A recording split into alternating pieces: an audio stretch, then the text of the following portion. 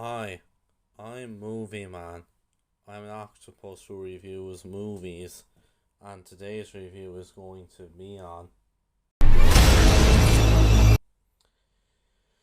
Now, this was a film, um, which I'd vaguely heard about it from seeing like lists for upcoming movies, but I wasn't sure if I'd actually go out of my way to go and see it, but when I saw that it was playing in my local cinema, I figured, sure, why not?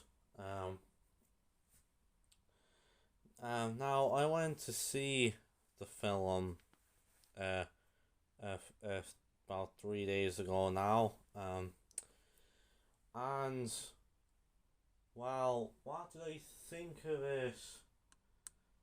Yeah, let's get a bit into it. So first off, cinematography. Now, I have heard some people say that this movie can be a bit dull to look at with how grey the color palette is, and I can definitely understand that. But in my opinion, I actually think the cinematography in this film, despite it being a low budget movie, is honestly pretty solid. A few shots in the trailer, which I think looks pretty nice. I think the editing I think is alright. I don't think the editing is too bad either. Um, I don't really have much to say about the editing, but it's alright. Um, Now the pace in this film. Now this is not really a very long movie. Like it's an hour and 34 minutes. I think this film can be a little bit rushed. I don't know. I think this movie, it kind of feels a bit like its runtime, or it just kind of seems to go by a bit quickly in my opinion. And yeah, I mean, I think it's all right pacing, but yeah, I wouldn't really call it great either. Um, so that's really all I have to say about that. Um, the score in this film is fine. Like, I mean, it's pretty much just the kind of a basic score for a film like this, but I think it's alright. As for the character, so our main character, Iris, who is played by Freya Allen, I'm not gonna lie to you guys, I was not the biggest fan of Iris as a protagonist. Like, I just found her really dull, and not to mention some of the decisions that she made in this film I thought were honestly really stupid. And like, I'll be honest, I am not really the biggest fan of Freya Allen's performance here. I mean, I'll admit, I think she can be all right at times, but then at other times I think she can just be kind of wooden.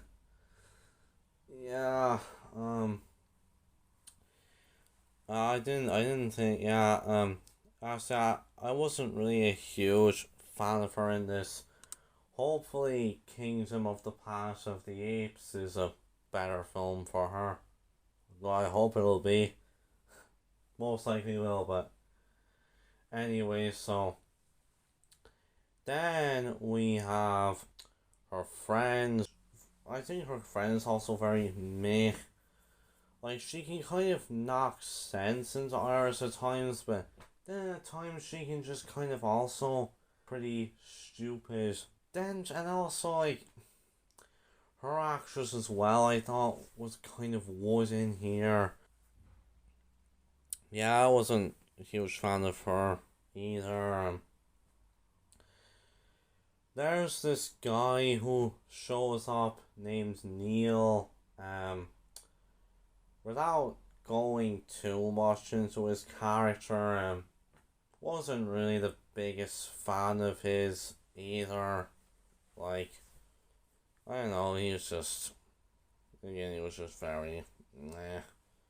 Not really that many other characters to talk about. I mean, we do see Iris's father in some flashbacks, and yeah, I know, he's not really a great character either. I mean, really the only character in this film who I relatively liked was Baghead herself. Like, I'll admit, I actually do, I do really like, the practical look of Baghead. I do think that looks pretty cool. So, I mean, Baghead is really the only solid character. It's just unfortunately she's stuck in what's honestly not really a very good film. Now, as for the plot of this movie, this film, I've seen many compare it to Talk to Me from last year, and yeah, it's safe to say that Talk to Me was definitely a way superior film than this. Yeah, this film can feel like an inferior version of Talk to Me at times, and well, to be fair, it does kind of try to be its own thing at times. Because there's a bit of a plot here, and I mean, like, it's fair enough the films do that, but like, there's nothing really interesting that happens here. It's kind of mainly just, it may consist of like characters making poor decisions, and yeah, it's just, I think the film was really brought down by that. What's interesting is that Bryce McGuire, who was of course the writer slash director of Night Swim from the start of the month, he was actually, believe it or not, a co-writer for this movie, which is pretty interesting. And apparently he's also going to be a writer for the upcoming Imaginary. Yeah, I don't really know how I feel about that. Hopefully he does a better job with that film. But yeah, you can kind of feel a bit of Night Swim influence in here, but I don't really think that really makes it that great. So yeah, so overall it's not in a really interesting way. It's just very forgettable. That's the narrative structure. Like, I mean, you have like, it's a mini plot where the girl inherits the pub from her deceased father, and kind of trying to delve into the origins of the baghead, but I don't know, it just kind of feels a bit like it's like you don't really care much about it, and it's not very interesting. there's a whole subplot in the film revolving around the Neil character, and yeah, there's a good portion of the film where the subplot isn't really delved upon. Like it's only kind of comes in around the last bit of the movie. It's just in there all of a sudden, so it's just not really that interesting. So overall, Baghead was just not a very good film in my opinion. I don't think it was as bad as Night Swim, but I only mean it was a little better because this was just, it wasn't that great at all. I mean, while it has, I mean, the concept, you could have done something interesting with it. I do appreciate the practical design of Baghead.